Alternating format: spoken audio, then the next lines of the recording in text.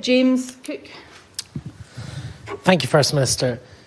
Clearly, your argument is that the current situation with the Scottish economy is unsustainable and you want to transform the economy in an independent Scotland. But the current situation, as your paper accepts, involves a huge gap between tax revenue and public spending, nearly £24 billion, much, much higher than the UK average.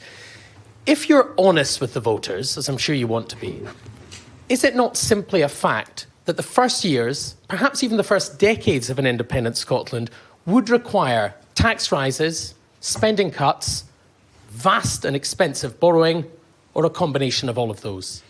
Well, let me seek to answer that question candidly. And I did reference the need for borrowing in the early years, certainly, but most governments in developed countries borrow all of the time for investment and also to cover gaps in between their revenues and their expenditure. And most countries in the developed world have deficits. Now, in terms of Scotland's position, and Scotland's current position, of course, is a reflection of Westminster governance, not a reflection of life in an independent Scotland. But nevertheless, the position we inherit is the one we will have to manage.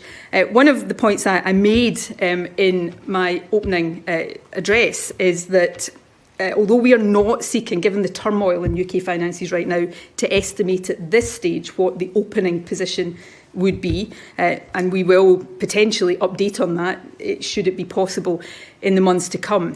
But the current estimate of the Institute for Fiscal Studies is that the next GERS publication, which will cover this financial year, will actually show Scotland's deficit similar to or potentially lower than the UK's. You and I know that's oil. That is the current high oil price. And wasn't that the mistake you made in 2014, was looking at that? I think if you had not interrupted me, you would have found that was actually going to be the next words out of my mouth. Sometimes not interrupting gets you further than interrupting, James. So that is to do with the oil revenues. But therein lies the choice. Because of that, what we are describing here as a windfall, oil and gas, as we have learned in previous years, is a volatile asset. And as we look ahead, put aside the price of oil, there are other factors, not least the maturity of the North Sea Basin, that means that is a declining resource. So if we take that windfall opportunity to invest in infrastructure, not only can we accelerate the transition to net zero, but we can kickstart the kind of growth that helps us much more than making cuts or increasing taxes would do to grow the economy and over the medium term get our finances onto a sustainable path. But that's the point, the medium term, First Minister, isn't it?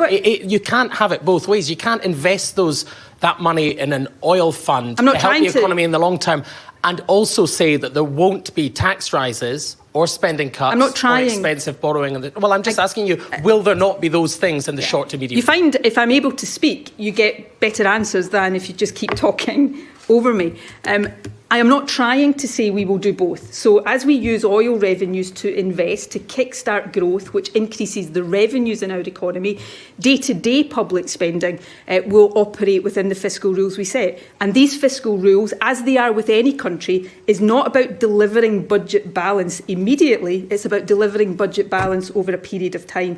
And if you grow revenues, that gets you to that, I think, in a better and more sustainable way, and in a way that is better for society than the alternatives you talk about. So for any country, it is about that balance. We are setting out here how we think we can achieve that balance in a better way. And incidentally, because this goes to the heart of your question that I'd have got to quicker had you not interrupted me twice, I'm only teasing. I'm only teasing, but we've got lots of questions. I am accountable, which is why I'm going to stand here until every journalist in this room has got the chance to answer a question, unlike some. But the treatment of oil revenues in that way, so taking them out of day-to-day spending, is actually better for overall sustainability because you're not allowing your day-to-day spending to be dependent on a volatile resource. Is this an easy path for any country right now? And deficits have grown across most countries because of the pandemic. Is this an easy path for any country? No, but it is one that we are able, doing it this way, to guide through a sensible approach consistent with our values. Right now, we are facing another period of of a UK government trying to balance the books on the back of the poorest in society through austerity cuts that the Chancellor has just said this morning are coming down the track. So these are about choices. You're absolutely right about that. But we're making different choices, and independence is essential to allow us to implement very different choices. Anyway, thank you for that interaction. Ewan Petrie from STV.